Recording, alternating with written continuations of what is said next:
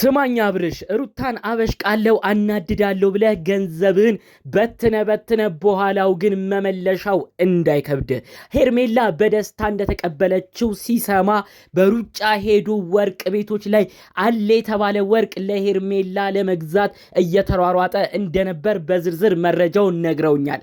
የወርቁን የተመን ዋጋም ሲነግሩኝ እጅግ አስደንግጦኛል። አብርሽ እባክህ እልህ ምላጭ ያስውጣል ይባላል። አንተም እልህ ገብተህ ሩታን ለማብሸቅ ለማናደድ ብለ ለሄርሜላ በዚህን ያህል ሺህ ብሮች ወጪ አድርገህ ወርቅ መግዛት ነይ በስተመጨረሻ ዋጋ እንዳያስከፍል ከወዲሁ እየተናገርን እንገኛለን። ሰላም ውድ ሀገሬ ልጆች በያላችሁበት ሰላማችሁ ይብዛልኝ። አብርሽና ሩታ እንግዲህ ተለያይተናል ብለዋል። አብርሽም በንዴት በእልህ ሆኖ ሩታ በደለችኝ ብሎ ቀጥታ ወደ ሄርሜላ በመሄድ እኔን ታይኛለሽ ማረግሽን እያለ ሩታን ሲናገር የተለያዩ ማስጠንቀቂያዎች ሲሰጥ ነበር። እንግዲህ አሁን ከሄርሜላ ጋር ነው ከዚህ በኋላ የተለያዩ ነገሮች እያደረገ ሩታን ለማብሸቅ እንደሚያስብ አጠቃላይ የነበረው ነገር የሚያሳየው። ታዲያ ከዚህ ጉዳይ ጋር ተያይዞ ትናንትና ደግሞ እንግዲህ አብርሽና ሄርሜላ ታርቀዋል።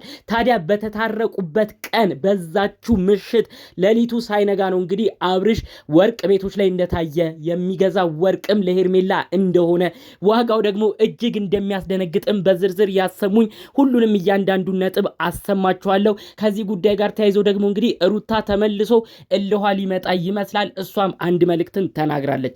አጠቃላይ ዝርዝር መረጃዎቹን አሰማችኋለሁ። እንዲሁም ደግሞ ለሩታ ከሁለት ወር በፊት የተገዛ ወርቅም ሌላ ችግርና ጣጣ አምጥቷል። እሱ ወርቅ እንዴት ወደ ሄርሜላ ሊቀየር እንደሆነም ነው በዝርዝር እማሰማችሁ።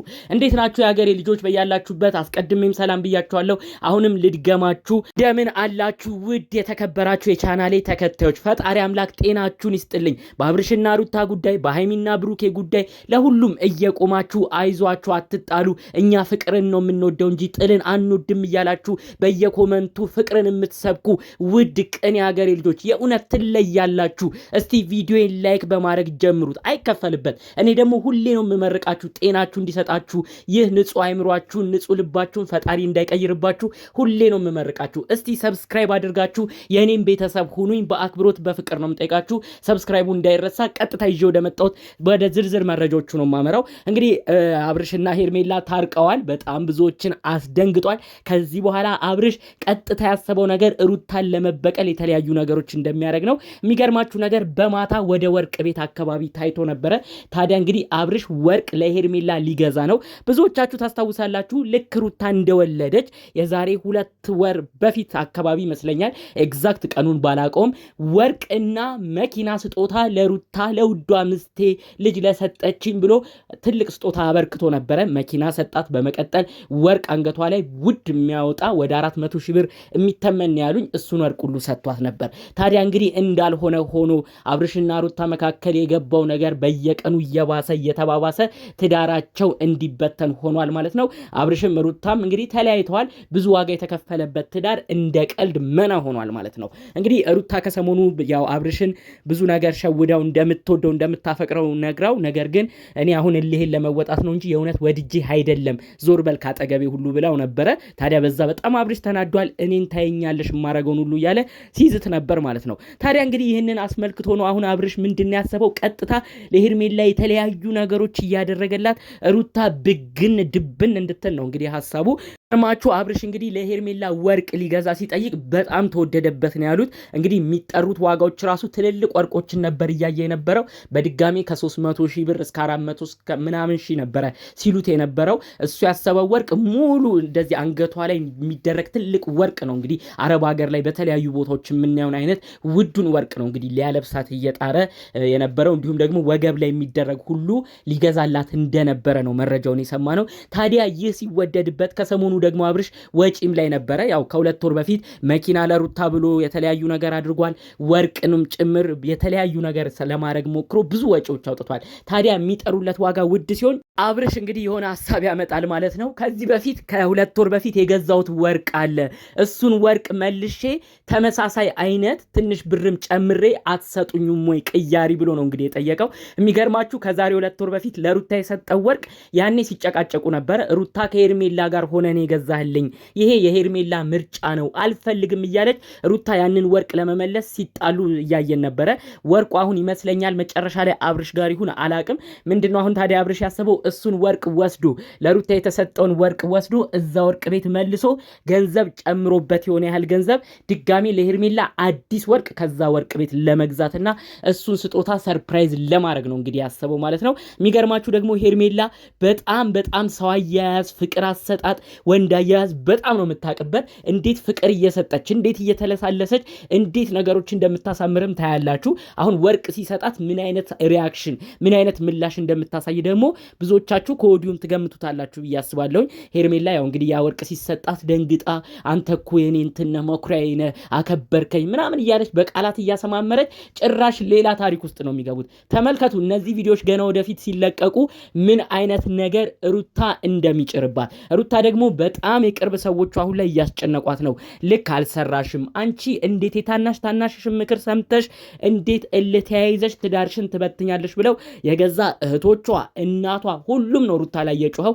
አሁን እኮ አንቺ አሳልፈሽ ፍቅረኛሽን የትዳር አጋርሽን ለሌላ ሰው ነው የሰጠሽው። ትዳር እንዴት በእልህ ይመራል?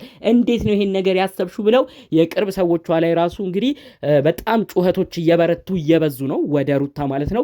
ሩታ አሁን ትንሽ በመደናገጥ ውስጥም ነች። ዩቲዩብ ራሱ የሚገርማችሁ ነገር ከሰራቻውን 6-7 ቀን እያለፋት ነው። በጣም ብዙ ሰው ነው የሚናገራት። እንዴት አብርሽን እንዴት ታደርጊያለሽ? እኛ እኮ አብርሽን እየተቆጣን ነበረ። አንቺ ግን ይዋስ ብለሽ ለምንድን ነው ይሄን ስህተት የሰራሽው? እንዴት ነጥብ አስጥለሽ ይሄንን ልጅ ወደ ሄርሜላ እንዴት ታደርጊያለሽ? ብለው በጣም ነው የተናገሯት ማለት ነው። እንግዲህ ጉዳዮች ሁሉ ወደፊት የምናያቸው ጭራሽ እልህ መጋባት እየሆኑ ነው የሚመጡት። አብርሽም እንግዲህ እልህ ምላጭ ያስውጣል እንደሚባለው የሀገሬ አባባል እንግዲህ ሩታን ለማናደር ሲል እንግዲህ ገንዘቦቹ ማፍሰሱን እየቀጠለበት ነው። ከዚህ በኋላ እንግዲህ ደግሞ ምናልባት መኪና ሰጥቶም ጭራሽ ሌላ ነገር እንመለከት ይሆናል ብዬ አስባለሁኝ። እንኳን ሩታ አይደለም የእውነት ለመናገር እኛ ተመልካቾች ኦዲየንሶች ራሱ እንግዲህ ለሄርሜላ የተለያዩ ውድ ስጦታ ሲሰጡ መቼም የምናስበው አንድ ሰው አለ። ሩታ ማሰባችን አይቀርም። ልጅ የወለደችለትን ባለትዳር የነበሩትን ሩታን ትቶ ነው ወይ እንደቀል ከዚሽ ጋር እንዲህ የሚሆነው ብለን ማሰባችን አይቀርም። ሩታ ደግሞ ምንም አልፈልገውም ብላም ብትዋሽ አብርሽ ከውስጥ ወጥቶልኛል ወደዛ ሂድልኝ እንኳን ብትለው ምንም አይነት ነገር እንኳን ቢኖር ለሄርሜላ የሚያረጋቸው የተለያዩ ነገሮች ምንም ቢሆን ይሰማታል፣ ምንም ቢሆን ይከፋታል። ስለዚህ አብርሽ ይሄንን ነገር ነው እንግዲህ ወጥሮ የቀጠለበት ማለት ነው። አብርሽ ለእልህ ብለህ ገንዘብህን በትነ በኋላ ግን መግቢያ እንዳታጣ እኔ ከሆዱ አስቀድሜም እየነገርኩ ነው። ሄርሜላ ሲጀመር አንተን እንደ ፍቅር የእውነተኛ እንደወደደች ሰው ሆና ነው የመጣችው።